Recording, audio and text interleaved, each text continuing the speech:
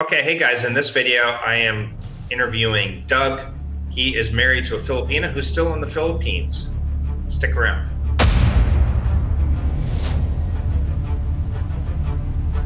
So thank you, Doug. I appreciate you joining me on my video today. So thank you very much. And you're currently in California?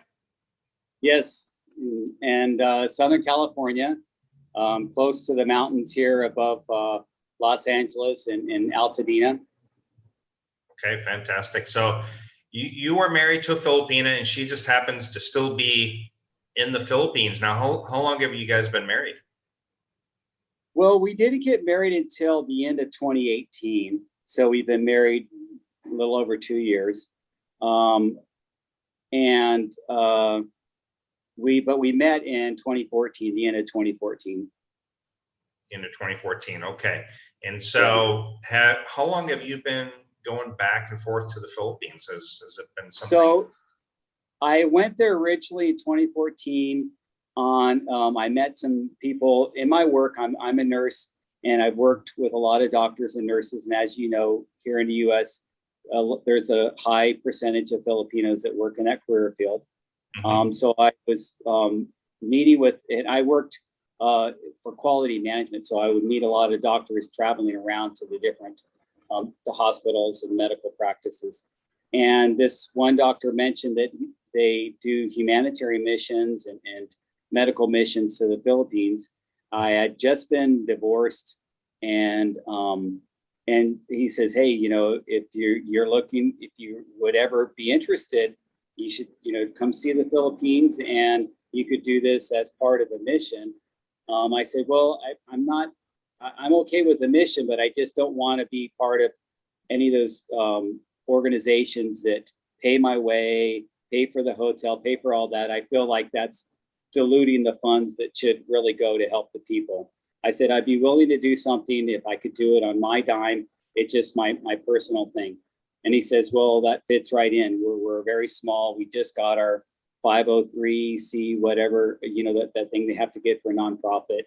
And we're very much interested in someone that's of your caliber that, because I have a lot of management and healthcare management background. That's how I met them. I was auditing them actually. And so he set it up. And at the same time, I was thinking, well, if I'm going to go there, I want to kind of see the country too and take a look at it, and maybe I'll meet someone. And then I did. How ironic, huh? And where's your wife from? So she is, her family's originally from Siquijor, okay. Which it's a beautiful island, but yep. she had grew up in Mindanao. And back then in Mindanao, and I have some Filipino friends here, obviously being in the medical field and knowing a lot of people in California are Filipino. They had always cautioned me against Mindanao. And I don't know if you remember that year, but earlier that year, I forget where that foreigner was from, kidnapped. And that was on, and he had got kidnapped from a resort or something over there. Samo Island off of Davao, I believe. Yeah. Yep. That was 2015, I think. Yeah. So that was before I went back the second time. So I went there the first time. I met her, and of course I got infatuated. I can't call it love, but I felt like I was in love with her. But she was very young. She was 24. I'm in my 40s, and it was like, I was kind of shocked a little bit. I knew that about the age gap, and that's how I stumbled onto Rike's website. I was kind of trying to explore and trying to get into understanding that more. Sure. But I grew up, I had a pretty good lifestyle growing up here in California. So we had a lot of mixed, races here in Southern California. And then I also grew up as a pretty athletic kid, played sports, and then I was wearing a uniform all the time right out of high school and in the service. And so I'd had attractive girls in most of my life for girlfriends and everything like that. So I was used to the attraction from girls. Either I was attracted to her, or maybe I wasn't. So I didn't get too wrapped up into like, this is the first time in my life that such a beautiful girl is attracted to me. I didn't become delusional in that fact, because I knew there's a bunch of other factors at play. And like I said, being a nurse, you do a lot of internship. I've done internship on medical psychiatric floors and everything like that. And I understood personalities and personality disorders and everything like that. So my concern with meeting someone was really finding a little bit more about their personality and exactly about how stable is that person. Mm-hmm.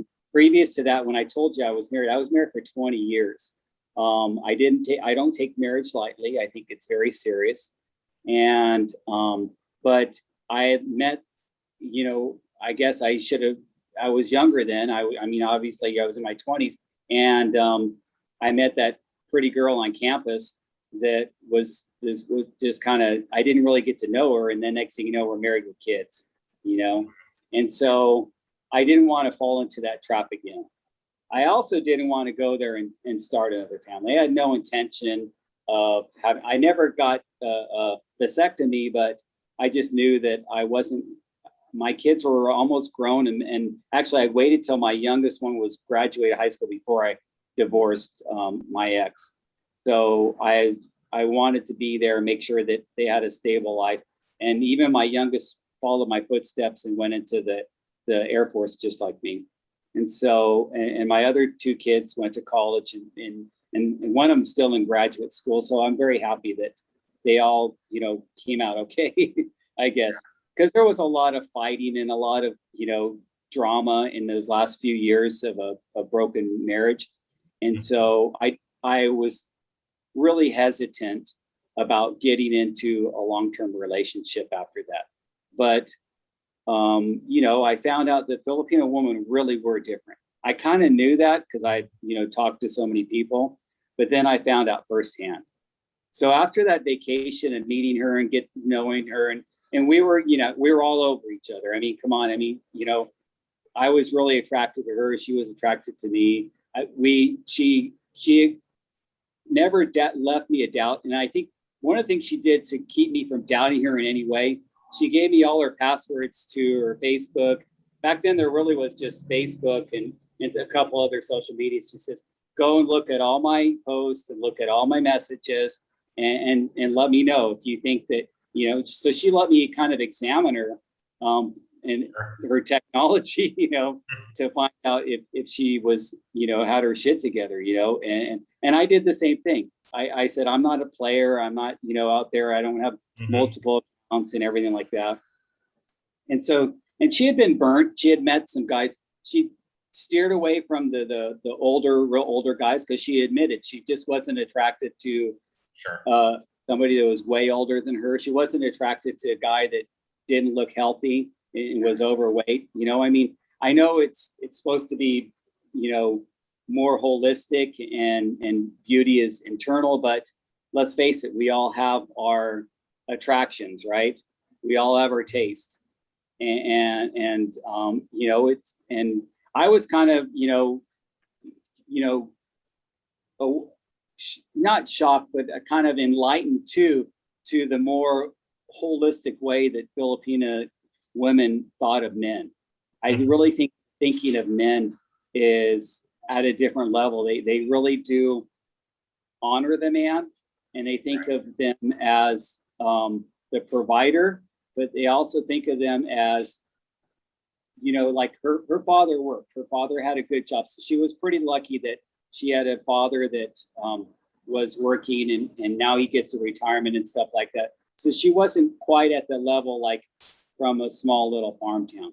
She when they went to Mindanao, they lived seaside, and in her seaside village, that's what they call it, like a seaside village.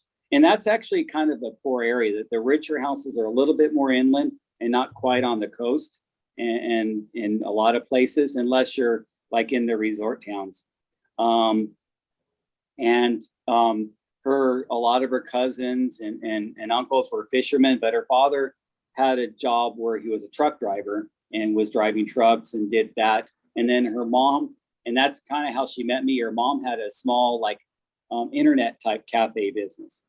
And that's back then in 2014, 2015, there wasn't everybody with their smartphone and on the internet. A lot of them had to go to these little cafes and do that.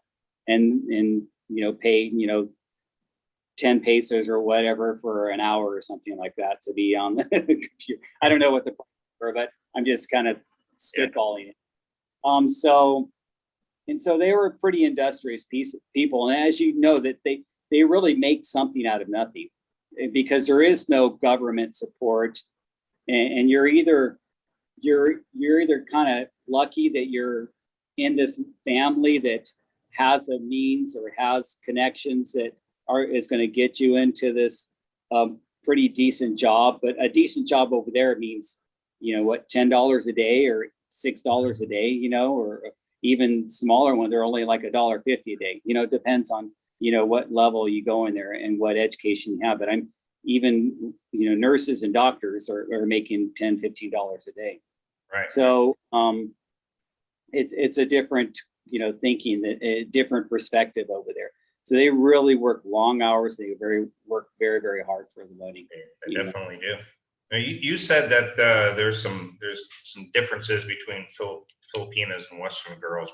What are some of the noticeable differences you noticed right away?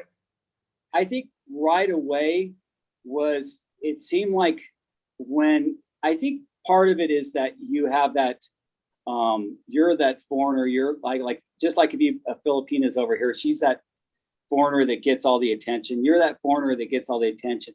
But once you get past that, you start seeing that they really are into you and really are kind of studying you in a way and want to know. And I mean, she wasn't naive. Like I said, she had access internationally and had men interested in her and trying to date her all the time.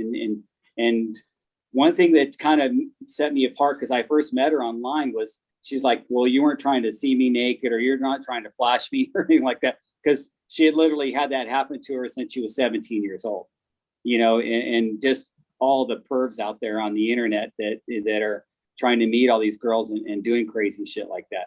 And so, and she knew that if I wanted to do something like that, why not just go look at porn?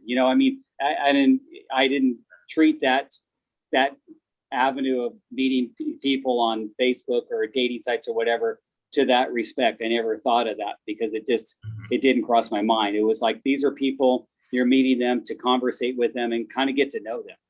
Yeah. And there's scammers everywhere. And so I felt like you're not only having to vet it out and find out if they have a good personality, but you're also trying to vet it out to make sure, what's they're in, what are they in it for? What are really their objective, because everybody wants something out of something, right? Yep. Nobody is completely, unconditional. That just, maybe when you're old and retired and on your deathbed, you're unconditional at that moment, but there's conditions to everything until then. Sure. So those are some of the differences you've noticed. Anything else? Yeah, that they really, and they don't have any objection to, I'd never been, with someone who bathes you in the shower and cuts your nails and cuts your hair and make sure that, she'd grab my shirt and she's like, no, take off that, you're wearing a different shirt. It smells already, or I need to wash it again. Very concerned about your appearance. And then, every day it was like 3 times a day, either her or mom was cooking for me. So I went there first, just meet her. It was kind of, and I knew it was kind of a whirlwind type of romance thing because we were just meeting each other. We're in that lust, honeymoon stage of things of just, all of a sudden, we can, embrace each other and everything else. And so, that's kind of takes over your mind, right? So then when I went there the second time, I went there in 2015 with the intent of staying long term. So I stayed for 2 months. And I wasn't too sure about the visa thing. I was kind of learning about it. And then the next time I went and got an extension, I realized I could stay up to 6 months without having to do the exit interview. So I stayed like 5.5 months. So out of the whole year of 2015, I stayed there almost 7.5, almost 8 months. And we lived, like I said, I had friends over here that were doctors, and then they had properties over there. And so for a few months, I stayed in a condo in Makati. Then after that, we stayed in my my friend's house in the province, and it was a very American style house, American bathroom. The kitchen, they had 2 kitchens actually. Still had like the dirty kitchen. It was a little bit more Filipino, but and there's some early videos if you look on when we stayed there. But I got to experience seeing how she would be living with me like my wife, but we were just boyfriend and girlfriend. And she was away from her family too. So it was seeing how she is out of her natural habitat, if you will, and seeing how she adapts to that stress and everything like that. Because I told her from the long haul, I said, look, I want someone who wants to be with me no matter where we are in the world. I don't want, if you just are interested in living in US, I want to retire and I want to travel. I'm not really thinking of retiring and just settling down in some place in the US. For one thing, it's very expensive. And another thing, there's so many places that I didn't get to see when I was in the service that I'd really like to see now, you know? And there's beautiful like Okinawa, Japan, or, you know, Malaysia. You were talking about going to Malaysia. I love Malaysia. Singapore, very modern, very cool. You know, there's a lot of areas, and I haven't been to Vietnam yet, but I've heard it's really beautiful there too. So I like a lot of the Asian countries, but then there's even in the European countries. I have a friend that's living in Spain and just loves it. Spain is really nice. Even northern Italy is really beautiful over there. So, you know, you got to think of, that's your moment. The world is your oyster, right? Yeah. And so there was a couple things that I told her right off the bat is I didn't want kids, and then I wanted to travel, and I did, and it wasn't about getting her to come here on a K-1 visa and bringing her here and Americanizing her, because I wanted her to stay the way she was. I didn't want that Americanized thing, and I had gone through a divorce where my ex-wife was like complaining to me that the table wasn't wiped clean enough, or that the laundry wasn't folded properly and everything like that. For one thing, I didn't even like the fact that I was still doing that. And I was working 2 jobs. I've always worked 2 jobs. I worked my regular day job in managed care for health plans and stuff like that. And then I worked another job at the gym where I was teaching spinning classes. And then plus it was around, I like to work out. So I was working out. I'm kind of skinny right now because of COVID, but but I used to be more swole. So you've been married since 2018. You have no plans of her coming to live in the US, but you're in the we US. discussed that. So when do you think you will be back? Well, obviously the Philippines is closed, but when is your plan to actually I've move? gone back several times since then. I mean, like I said, I had some pretty good jobs so where I could stay and take long vacations, and I was going there at least 2 to 3 times a year. Okay. I had like the elite premier class on Philippine Airlines and had all these points. Yeah. What those points are now, I think they're all gone. They dissipate. But you know, it was we both have our unique situations, and we're both very family oriented. I'm a mama's boy. I'm very close to my mom. I'm sitting outside of her apartment right now as we speak. And my concern is I've left before and stayed there a long time, and my kids kind of help me watch my mom, but I don't want her to be neglected or in a place where there's someone that I can't call someone, or there's someone that's not near her, that if I need to make sure and that she's gone to her doctor's appointment, or she's taking all her regular daily needs are taken care of, I need to make sure that I need to have validation of that. And I need to know that that's in place. And then in this meantime, during COVID, her my wife's father, or my father-in-law, and he's a great man. I mean, very hard worker, and I became very close to him over the trips, because not only did we stay, Makati, and we stayed in the outside of Zambales in a province there called Castillejos. We also stayed in Mindanao for a long time too.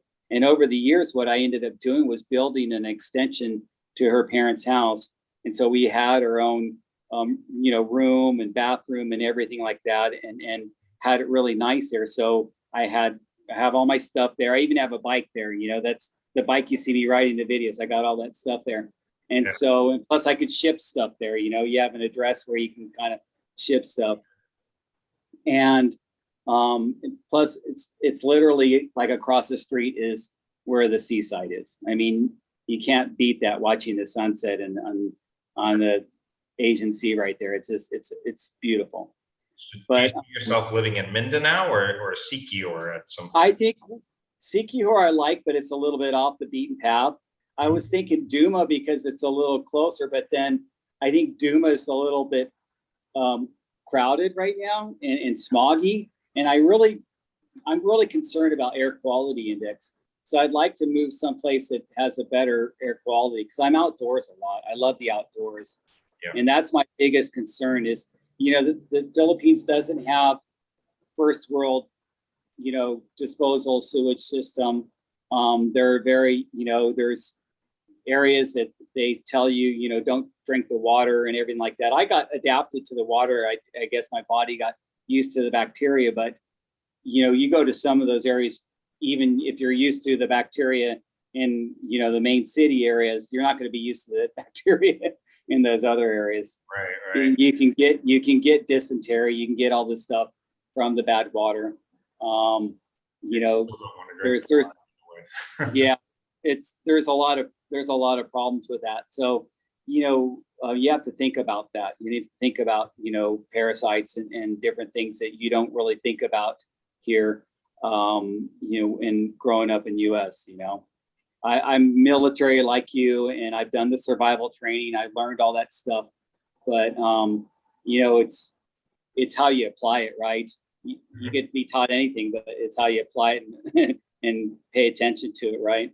Sure. So I think probably you'd have to be somewhere. The most beautiful place I ever went to was, I've been to a couple places in Palawan. I've stayed in Puerto Princesa. I have a friend that has a resort there, and I've also stayed in El Nido. I love El Nido, and there's actually some places in between that are really remote and really cool, and have Palawan probably has the cleaner air of all the Philippine islands. Yeah. And same with Siquijor too. It's just because they don't have the vehicles. Any place you have crowded and you have all those vehicles, it's really bad. All the big diesel trucks and things like that. Yeah, they don't have any emissions control, and it just and it's overpopulated, and overpopulated leads to not only the pollution in the air, but the pollution on the ground. And then pollution on the ground ends up becoming pollution in the air with the high temperatures too. So you're inhaling all that stuff. Do you have any kind of a time frame of when you think you will actually be in the Philippines full time, or that's years? Yeah, I'm 10 years away from retirement, unfortunately. I've been trying to sock it away. I really liked you and Enrique kind of spelling it out about, kind of planning and plotting, what you're going to keep here and what's going to be investments and what you want to sell off, and kind of minimalizing yourself. But I don't plan to live there in a minimalist lifestyle. I'm not the guy that can live out of 2 pieces of luggage. I already have like a bicycle, motorcycle, furniture, and everything over there already, and I need a place that I feel that I can have my stuff. I mean, I like sports. I have my tennis rackets, my golf clubs. I like to have activities. I would really like to have 2 places over there, a place where it's like more city, like in a condo, and there's some tennis courts and gyms and stuff like that. And then more of a remote place where you plan it and you go to S&R and you get all your stuff and you stock up your refrigerator. And then you have that place out there that's, you stay for a while that you feel that's you can kind of defuse and relax, you know. Yeah, very The doable. city is very hustle and bustle. When I lived in Makati, it was packed every day. You hear horns and cars every day. In the crowded provinces, you hear the chickens and the karaoke every day. So you kind of have to, if you want that kind of perfect location, you have to do your homework. You don't. I always tell people that I met, I said, well, number one, I would be very, very leery of ever buying anything. If you're buying something, you probably want to buy it from someone that's like a relative that knows someone, or someone that's maybe higher up, that's in the government, that would not tarnish their reputation and worry about selling you something that's not really theirs and stuff like that. I would never just randomly choose something off the internet. And number two, I would always try to rent and stay around that area for a year and get to know it, because you never know who's going to be your neighbor. Sure. Until you know, right? And you never know when you start going to the stores and stuff all the time, if those stores are really working out for you, or what it is. When we lived in the province, I mean, the stores really gouge you over there if you're in a remote area, and if you don't have access to go to a big SNR and stuff like that, your costs are not this big savings that you hear about. The only thing you're really saving on is the rent, but everything else, your daily stuff, you're not saving on that. That's right. Last question, because we've been going for a while here. You guys have been in a long distance relationship for a while now. Yeah. What are some things that you could tell others that are in a long distance relationship? What do you guys do to help maintain it? I think you have to pick right. You have to find someone that has that personality that is you can trust and they can trust you. Filipinos are very, very jealous, and they, plus you have to trust them. They also get a lot of attention. They get a lot of attention online. They're going to get hit from all this attention too. So there has to be that bilateral trust and that bilateral, really openness and transparency to really know each other. And if you're doubting that in any way, I would say if you're within that first 2 years even, then just cut your bait, and go fishing in a new ocean, because why go? What about people who are already in a serious relationship like yourself? Like what do you do to help maintain it? To maintain it. I mean, I think what my girl, because I could send her money and I could maintain it, and she could always feel like she's spoiled and she gets a new iPhone and all that stuff, but that's not a relationship. You know what she really wants from me? She wants my time and attention. Okay. She wants that attention. And that's how you kind of know the difference, because if you find someone that's only want your attention when they want something, and then when they have it, then they're not really still pining for that attention, and that's a red flag, right? Wouldn't that be a red flag to you?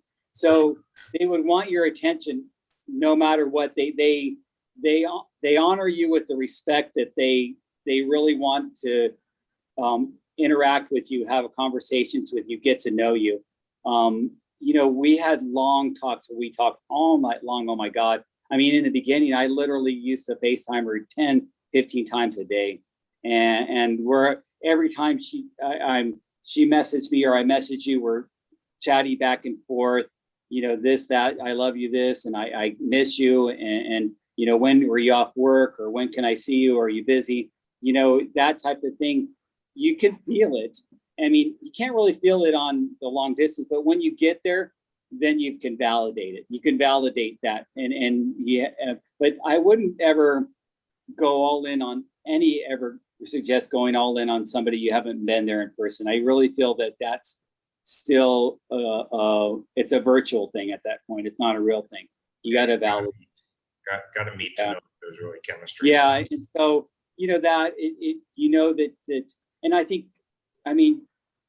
I think you have to know that, Filipino girls are shy, right? You meet them, and a lot of them are very shy. But if they're really into you, they're not that shy. They're pretty much all over you. And if your girl is really into you, she's not telling you that, oh, I'm not in the mood, or oh, that it's not, oh, I'm kind of shy, or I don't then that's another red flag too. I think I feel that I think we've seen so many in public there, and you see them in public where the guy's trying to hold a girl's hand and she's kind of like pulling away where she doesn't want to hold his hand, or where she's kind of walking behind him, not really walking next to him. And you see, and I understand different countries have different cultures, but I've never expected my girl to walk a little bit out in front of me or a little bit behind me. That seems weird, Yeah, that's definitely a red flag. Filipinos are very touchy and clingy, and they like to hold your hand. And so. Yeah, and they want that affection. And so if you have that established relationship and that doesn't continue on, past that 2 years, and you don't really feel that, I mean, that's a pretty big red flag. Absolutely. So. And I think you both have to communicate. And one thing that I don't think I would have ever chose her to meet her if we had a language barrier. And she already spoke good English and I could understand her. I met a lot of Filipinas, and before and after her, going back and forth there, and I mean, not meeting them in a dating situation, but just meeting them because they're her relatives or friends or people you meet at the airport or in the mall or whatever. And I think communication is such a critical component to relationships. So if you have that communication barrier, that's kind of something that if you haven't worked that out, and we see a lot of expats with their channels over there and stuff like that, and then they interview their girl, or their girl's trying to start a new channel. Nothing personally against you, Gio, but then you can hardly understand them when they're on their channel. And you think, well, every time that guy is talking to her, you see every time that her boyfriend is talking to her, how much of his time is he trying to figure out what she's saying, and then have to translate that and then conversate with her. And that could build to frustrations, and those frustrations could get manifested in other things. And that's tough. And so I kind of, if you can overcome that barrier right off the bat, maybe, not get into a serious relationship till you feel that you've broken down that conversational barrier, and that now maybe she doesn't have really good English, but you can really understand her, and you can tell by her mannerisms, you know what she's saying, you're getting the meaning, because there's so much lost in this long distance. You only see what they want you to see. You don't see anything else. You're going to see what that person wants you to see. And you always have to remember that it's just like every time they're on FaceTime with you, or on Zoom, or on, I guess, whatever, WhatsApp or whatever you're using, it's like they're in an interview. They're putting that best foot forward, just like if they're in a job interview. Yeah. That's what they're going to show you, is that job interview person. They're not showing you that person that's out on their lunch break. Right. It's like a date. Exactly. Yeah. All right. Well, we've been going for a while here, so we'll go ahead and wrap it up. But now, do you have you said you have a YouTube channel, is that correct? Yeah, I have a YouTube channel. I started about the same time as you guys, but I wasn't really, put a lot of effort into it. All of my videos are raw. I don't edit anything. There's no fancy titles or screens in it, but it's called Ride and the number 4 and then Life and then Fit for Life. I'll send you the link if you want to put it up there. Perfect. But has early videos of when I lived there, and then it comes to me back here, and there's a lot of mountain bike videos, and I'm going back there, and we do different vacation things. So there's, it's over the years. So I even have one of those memory things where I used one of those things to do the memory with the photos, so you can see how sexy my wife is. All right, we'll put your link down in the description. I'll have you send it to me. So I appreciate you being on my channel today, Doug. Thank you so much. I appreciate it too, Gio. You're a great guy, and hang in there, bro. And just I'm happy to see all your updates with what you're doing. And I don't know if you're still going to move to Malaysia, but I think that would be pretty cool too. Yeah, we'll have to see. Plans definitely change with things closing up, so we'll see what happens. Yeah, it's a nice place. I'll just tell you that. I think it's nice. It is, yeah. I've been there 2 times now, so yeah. Okay, take care. All right, see you, Joe.